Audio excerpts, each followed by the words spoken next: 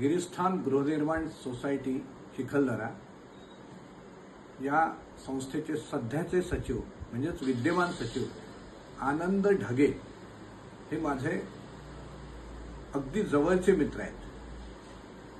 मित्र म्हणतोय तसा आनंद मित्र, जरी मी त्याला मित्र म्हणत असलो तरी आनंद माझ्यापेक्षा वयाने बराच लहान आहे.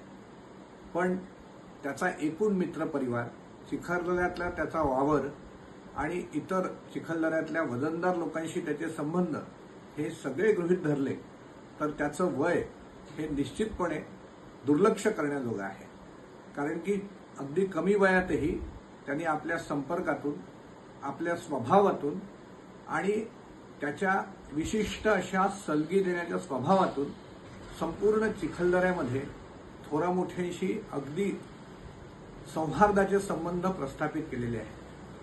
चिखलदऱ्याचं जे सिपना कॉलेज आहे त्या सिपना कॉलेजमध्ये आनंद ढगे नोकरी करतो आणि सिपना कॉलेजचे जे व्यवस्थापन आहे त्यातले सगळ्या व्यवस्थापकांशी, सगळ्या प्रिन्सिपॉल्सशी आणि विशेषतः मॅनेजमेंटमधल्या दिग्गज अशा राजकीय नेत्यांशी सुद्धा त्याचे अगदी घरोब्याचे संबंध आहेत याची मला जाणीव आहे. या सगळ्या त्याच्या मोठ्या लोकांच्या वावरामुळे मी त्याला मित्र म्हणतो असं मात्र मुळीच नाही.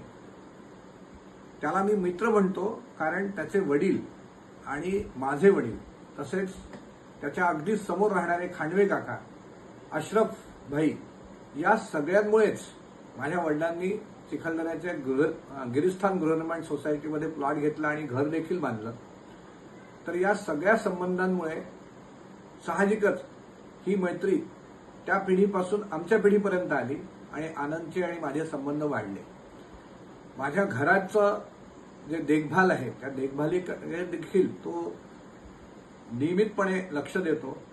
दुसरं एक विशेष सांगायचं की मी चिखलदऱ्याला जेव्हा जेव्हा जातो तेव्हा तेव्हा माझ्या व्यक्तिगत काही गरजा असतात, त्या गरजा पूर्ण करण्यासाठी माझा पहिला फोन हा आनंदलाच जातो. आणि आनंद गावात असो की नसो, माझ्या जितक्या अडचणी असतात त्या तो प्रत्यक्ष भेटीतून किंवा त्याच्या मित्रपरिवाराला फोन करून तो पूर्ण करतो.